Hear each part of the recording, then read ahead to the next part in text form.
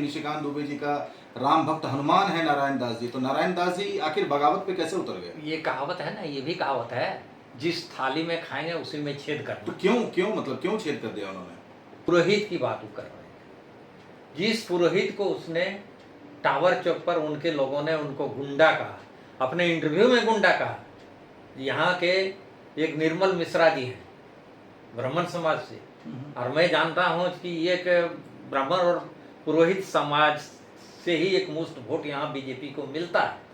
वैसे आदमी को, और जो उनके उनके वोट से वो जीत हासिल किए हैं, वैसे आदमी को उन्होंने कहा, घर में इंटरव्यू में कहा, जो कुछ गुंडे लोग हैं जो हमारे साथ मारपीट किया, गाली गलौज किया। नमस्कार, जोहार, मैं मनीष पाठक। और एक बार फिर जैसा कि हमने एक अपना एपिसोड स्टार्ट किया था, हमारा प्रतिनिधि हमारा विधायक, उसकी दूसरी कड़ी में आज हम मुलाकात करेंगे के दास जी से, जो पाकुड़ के डीसी भी रह चुके थे और भी बहुत कुछ थे। इनसे बात करेंगे हम। और फिलहाल अभी ये गोड्डा सांसद निशिकांत दुबे के आवासीय जो उनका कार्यालय है उसके प्रभारी हैं। तो सबसे पहले तो सर आपका बहुत बहुत स्वागत है हमारे चैनल में। बहुत बहुत धन्यवाद आपको। आपको भी यहाँ हमसे बात करने के लिए आपके प्रति आभार प्रकट करते हैं। बहुत बहुत धन्यवाद। जोहार। ये इंटरव्यू इसलिए हम कर रहे हैं कि सबसे पहले जनता जो वोट देती है अपने प्रतिनिधि को, जो आगे लाती है, जो उसको विधायक बनाती है, एमपी बनाती है, वो जनता अपने विधायक या अपने जनप्रतिनिधि के बारे में बहुत कुछ जान नहीं पाती है। तो सर सबसे पहले तो आप अपने कुछ अर्ली लाइफ के बारे में हमारे जनता के साथ में कुछ शेयर करें। देखिए, अर्ली लाइफ में जब हम पढ़ रहे थे जी, तो मेरा गांव यहाँ से 7 किलोमीटर बिरनिया का कहलाता है। रोहिणी के बगल में बिरनिया है। वहाँ से हम लोग कोरिडी हाई स्कूल से मैट्रिक पास करने के बाद देवघर कॉलेज में इंटर में एडमिशन लिया, फिर वहीं से ग्रेजुएशन किया, फिर हमने बीएड किया देवघर से ही, और तत्पश्चात बीपीएससी का, उस समय यूनाइटेड बिहार था, झारखंड अलग नहीं हुआ था, यूनाइटेड बिहार ही कहलाता था। बीपीएससी से हमने उसमें शरीक किया और मैं सेलेक्ट हुआ, और पहली पदस्थापन मुझे मंदार के पास बौंसी एक प्रखंड है वहाँ हुई। उसके बाद हम जामा आए, जामा से चकाय में सीओ रहे, फिर वहीं से डीसीएलआर जम्मू रहे, फिर वहाँ से एसडीओ गिरिडीह गए, वहाँ से फिर एसडीओ के रूप में दुमका आए, वहीं से हम डीडीसी दुमका बने, वहीं से हम सेटलमेंट अफसर दुमका रहे, फिर वहीं से डीसी पाकुड़ हुए, और वहाँ से ट्रांसफ़र होने के बाद chief controller audit and accounts, जो वित्त विभाग के अंतर्गत स्टेट गवर्नमेंट का विंग होता है, उसमें हम वहाँ योगदान किए, और वहीं से 17 में सेवानिवृत्त हुए। तो सर एक्सपोजर तो आपके पास बहुत ज़्यादा है। अनुभव तो, हाँ, अनुभव तो प्रशासनिक अनुभव है, और प्रशासनिक अनुभव ही नहीं, हमने तो प्रशासनिक के साथ साथ, चूँकि हम लोगों को, चूँकि मेन स्ट्रीम में रहने, प्रशासन में रहने के कारण बहुत सारे जनप्रतिनिधियों से हम लोगों का मिलना जुलना होता है, और सब लोगों से बहुत बढ़िया ढंग से उनको समझाना, और उनकी भी बात को हम लोगों ने कुछ शेयर किया।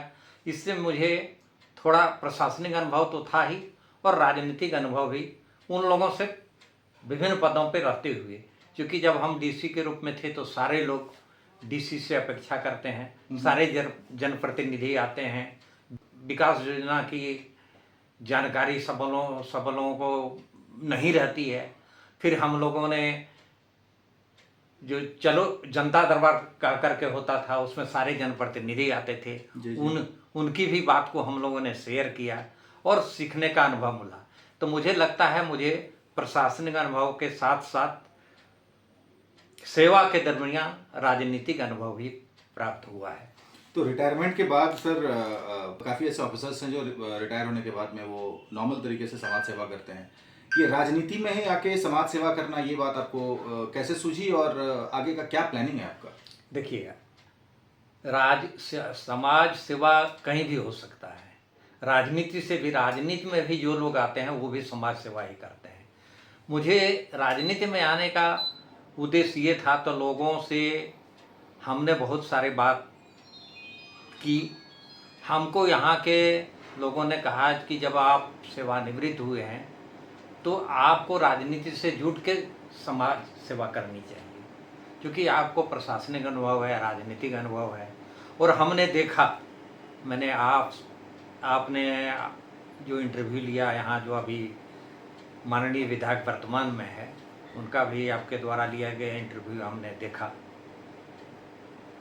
उन्होंने कहा कि हम बहुत काम किए हैं, आप यही काम बता देते हैं।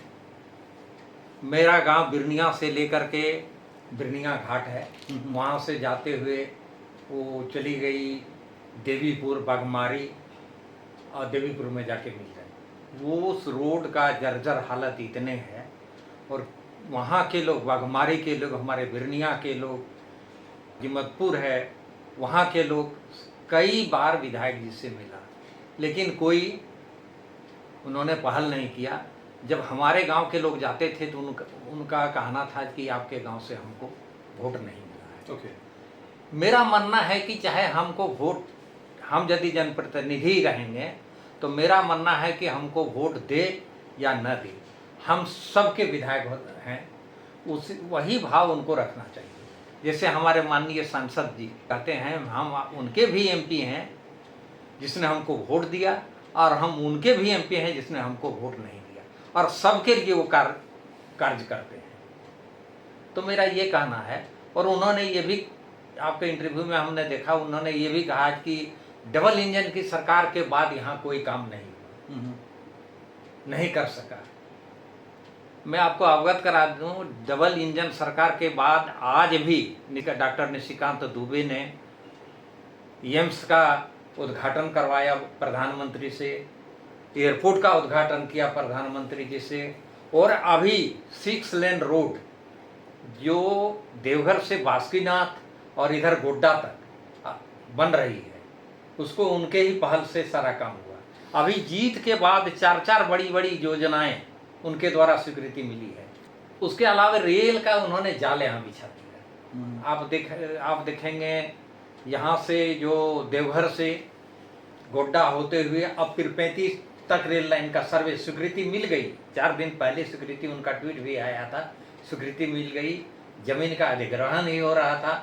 अब ये रेल लाइन गोड्डा के बाद सिर्फ वहाँ फिर 35 तक जुट जाएगी। यहाँ से देवघर से भिरखी बात कह करके मतलब का ये 4 लेन रोड बन रहा है, जो वहाँ से देवघर घुसती है नवाडी होती है।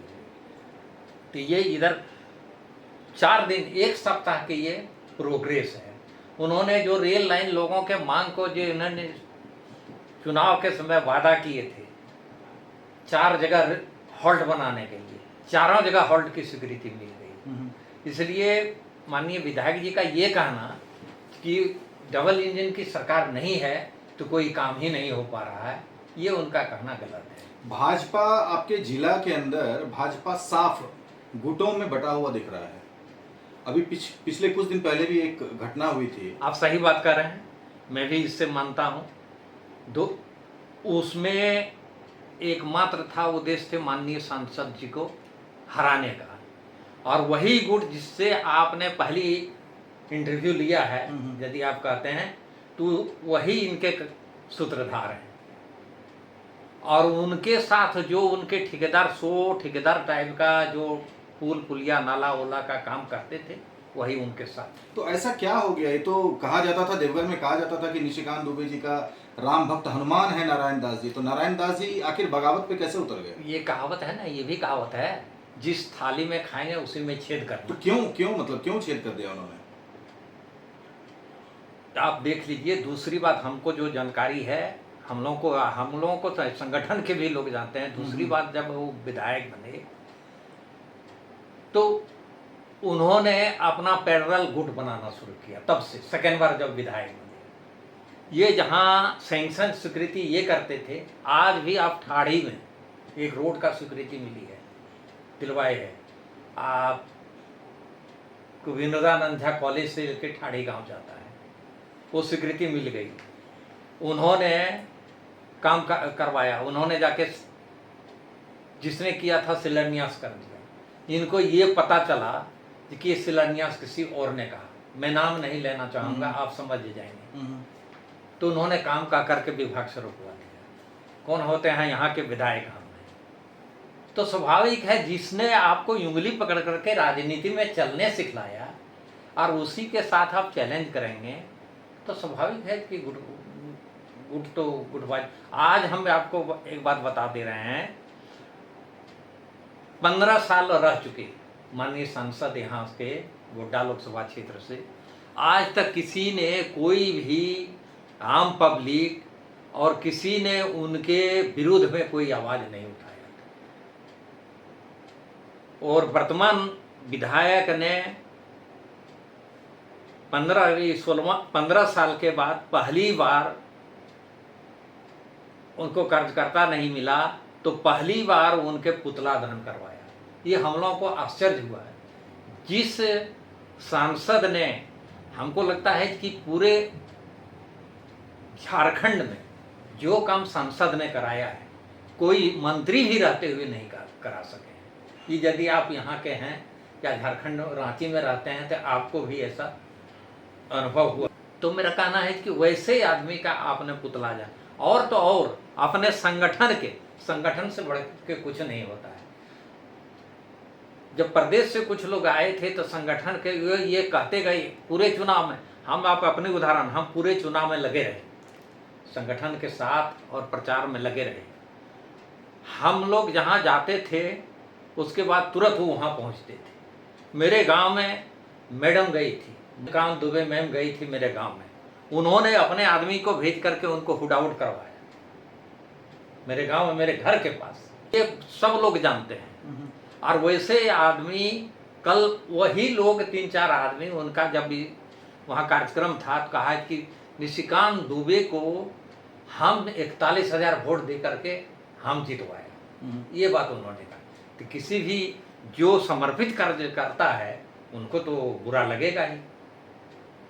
जो सभी लोग जान रहे हैं, जो आपने लोगों को हरवाने के लिए प्रोजेक्ट किया वैसे लोगों को, और आप कहते हैं हमने एमपी साहब को 41,000 से वोट से दिलवाया। तो सर अभी आप ये बताएं कि एमपी साहब का पुतला दहन किया, उनके समर्थक कौन है? हाँ, और उनके समर्थक कोई नहीं। एक मिनट और क्लियर कर देते हैं।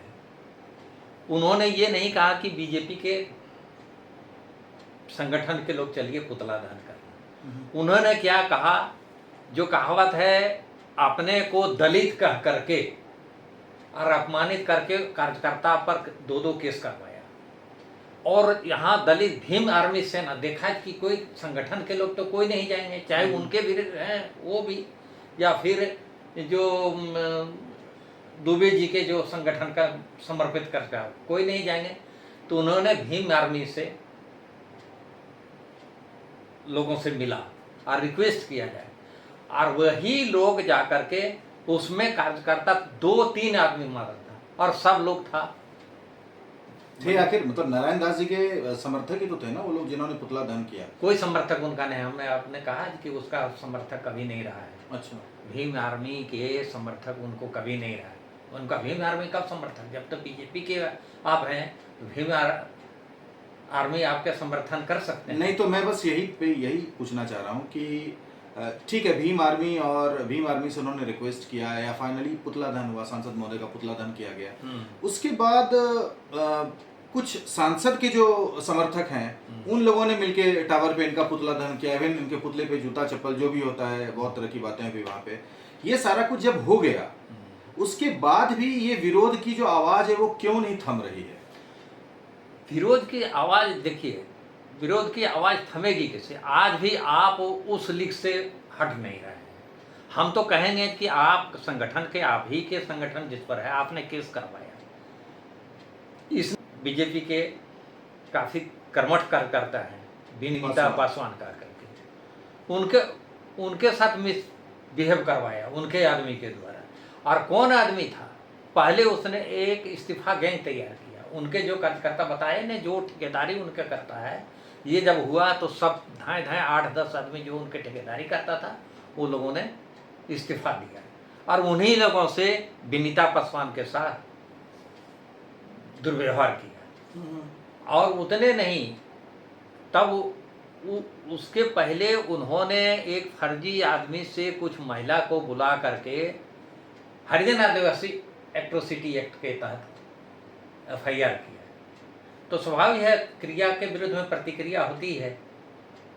तो यही कारण है अब संगठन को चाहिए, आपका कहना सही बात है, संगठन को चाहिए जो दोनों को से बातचीत करके इस मुद्दा को समाप्त करा। रघुवर दास जी जब मुख्य थे उनका कहना का तात्पर्य वही था, हमने आपका इंटरव्यू देखा, जो जब तक वो थे तभी तक विकास ही हुआ, उसके बाद 5 साल से विकास ठप। तो क्या लगता है इस बार तीसरी बार उनको टिकट मिलेगा? और वो ये तो टिकट हलाकमन तय करती है संगठन, उसके बारे में कोई नहीं कर सकता। तो आप भी रेस में हैं इस बार? बिल्कुल, हम भी दावेदारी में हैं, लेकिन टिकट किसको ये भी हम भी नहीं कह सकते हैं कि हमको टिकट मिलेगा। मतलब आप भी रेस में हैं, विधायक के रेस में, दौड़ में हैं? बिल्कुल बिल्कुल। तो क्या क्या एजेंडा लेके चल रहे हैं सर आप? एजेंडा लेकर के चल रहे हैं कि लोगों की जो समस्या है उसकी बात को हम लोग यदि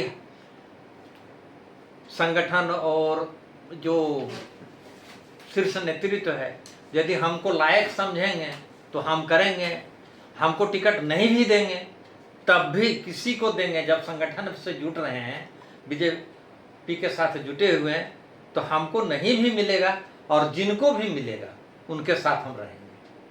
तो बेसिकली है कि आप मतलब रिटायरमेंट के बाद आपने भाजपा ज्वाइन किया और अब है कि आपको लग रहा है कि नारायण दास वैसा काम नहीं कर पा रहे हैं, तो इसलिए अब आप भी विधायकी के दौड़ में शामिल हैं और जो जो ज्वलंत मुद्दा है आप उस पर काम करना चाहेंगे। हम ही नहीं, आप कहीं भी देवघर में लोगों से पूछ लीजिएगा, हम लोग प्रचार में जाते थे, MP साहब के साथ जाते, उनकी मैडम के साथ जाते थे, जहाँ जहाँ जाते थे तो एक ही बात वो लोग कहता था, यहीं टाभा घाट गए, आगे और मैंने जिस जिस गांव में गए हम लोग, सब लोगों ने यही कहा कि देखिए आप लोग आए हैं, वोट तो आपको देंगे लेकिन नारायण दास को वोट नहीं देंगे। स्वयं हम लोगों को बोलना पड़ता, हम लोग अभी चुनाव के लिए नहीं आए हैं, नारायण दास के वोट के लिए हम लोग नहीं आए हैं, हम लोग आए हैं सर के वोट के लिए। उनकी मैडम रहती थी तो वो भी बोलती थी हम आए हैं निशिकांत दुबे जी के वोट के लिए। जब विधानसभा की चुनाव होगा तब आप लोग जो करिएगा। सारी जनता, हम लोग जहाँ जहाँ देखा उसका अनुभव किया, सभी लोग बोल रहे हैं, हम कुछ नहीं बोल रहे। मान लीजिए हम पार्टी का थोड़ी देर के लिए टिकट के हम दावेदारी के टाइम ये बात नहीं कर सकते हैं, इसलिए हम उनका प्रतिरोध करेंगे, इस वो बात नहीं। हमने देखा उस आपके रिव्यू में पुरोहित की बात कर रहे हैं, जिस पुरोहित को उसने टावर चौक पर उनके लोगों ने उनको गुंडा कहा, अपने इंटरव्यू में गुंडा कहा। यहाँ के एक निर्मल मिश्रा जी हैं ब्राह्मण समाज से, और मैं जानता हूँ कि एक ब्राह्मण और पुरोहित समाज से ही एक मुश्त वोट यहाँ बीजेपी को मिलता है। वैसे आदमी को, और जो उनके वोट से वो जीत हासिल किए हैं, वैसे आदमी को उन्होंने अपने घर में इंटरव्यू में कहा जो कुछ गुंडे लोग हैं जो हमारे साथ मारपीट किया, गाली गलौज किया, जबकि कोई बात नहीं, इस तरह की बात। फाइनली मैं बस इस इंटरव्यू को वाइंड अप करते हैं।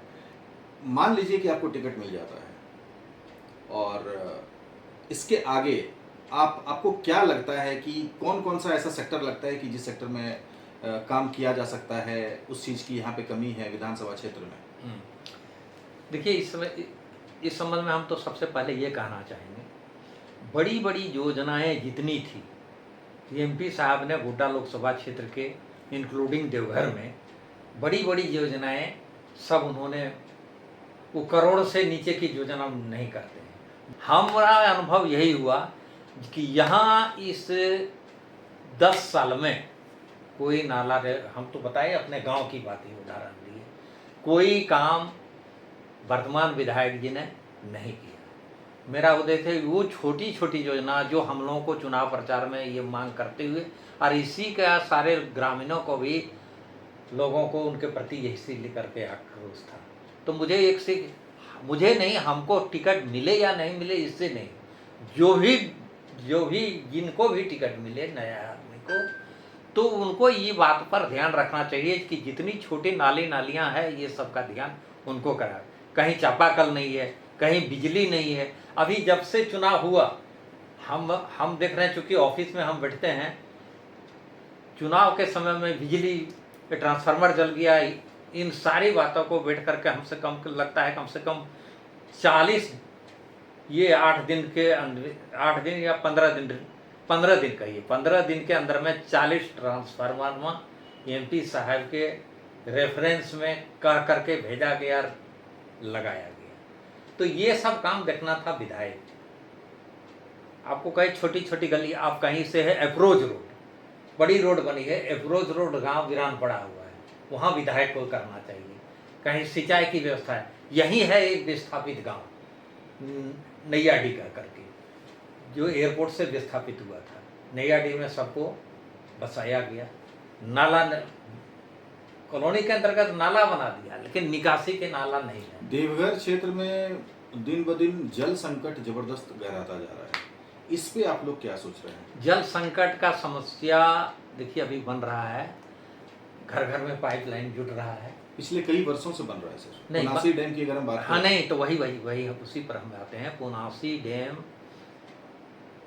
को भी तो सब इतना दिन से सब जानते हैं कि कितना दिन से, ये भी सांसद महोदय के पहल से ये चालू हुआ।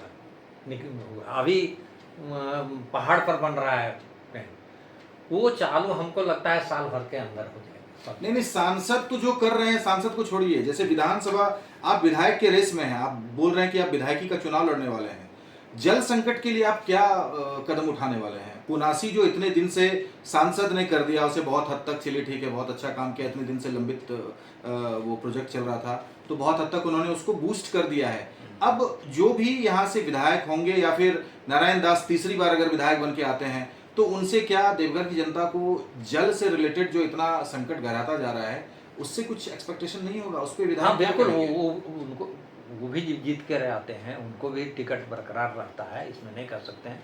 तो हम तो वही कह रहे हैं कि उनको इन सारी छोटी छोटी समस्या पर उनको विशेष रूप से ध्यान देना चाहिए।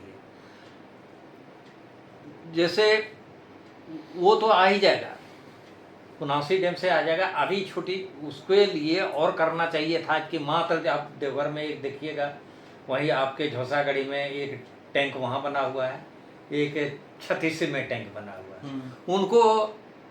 उनको चाहिए कि हमको कम से कम, जब वहाँ से ये चालू हो जाएगा साल भर के अंतर्गत, कम से कम पूरे शहरी क्षेत्र में 15-20 टैंक वाटर टंकी बनवाना चाहिए, जैसा बस स्टैंड के पास जो है, जैसे बस स्टैंड के पास। ये पीएचडी विभाग से मिल करके उनको बात करना चाहिए।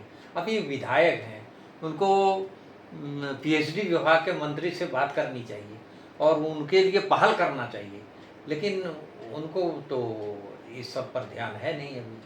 आपके चैनल के माध्यम से आपको तो सबसे पहले बहुत बहुत धन्यवाद, और आपके चैनल से हम जनता से भी अपील करेंगे कि कोई भी हम खास करके बीजेपी के जितने भी कार्यकर्ता हैं, कोई गुट में नहीं बटें, सभी एक साथ रह कर के संगठन के लिए काम करें, और कोई भी उम्मीदवार उनको एकजुट होकर के कमल फूल जो बीजेपी का चुनाव चिन्ह है उस पर कोई भी उम्मीदवार बने, उनको अपना मत देने के लिए सभी कार्यकर्ताओं के लिए हम अपील करेंगे, कार्यकर्ताओं से अपील करेंगे करवावें, और आम जनता के भी लोगों से अपील करेंगे कि भविष्य में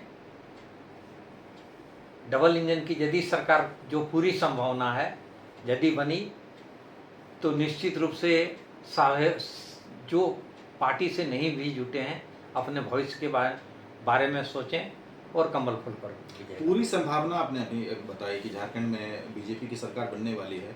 आपको ऐसा लग रहा है कि झारखंड में इस बार बीजेपी सरकार बनाएगी? बिल्कुल बनाएगी, भाजपा इस बार बिल्कुल झारखंड में बीजेपी की सरकार बनाएगी, इसलिए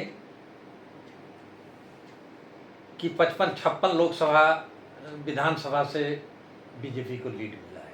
तो मुद्दा अलग अलग होता है, विधानसभा के चुनाव और एमपी के चुनाव में मुद्दा अलग अलग रहता है, समस्याएं अलग होती है। तो यहाँ की समस्या विधायक से जुटी हुई है, खास करके देवघर के लोग। एमपी को जो करना था वो एमपी साहब ने कर दिया। तो ऐसे लोगों को, एक आदमी नाराज है तो हम यहीं की बात नहीं कहें, ऐसे सारे जगह में कमल फूल से लोग जुटेंगे, बीजेपी से जुटेंगे। चलिए, समय देने के लिए बहुत बहुत धन्यवाद सर। थैंक यू आपको भी बहुत बहुत धन्यवाद।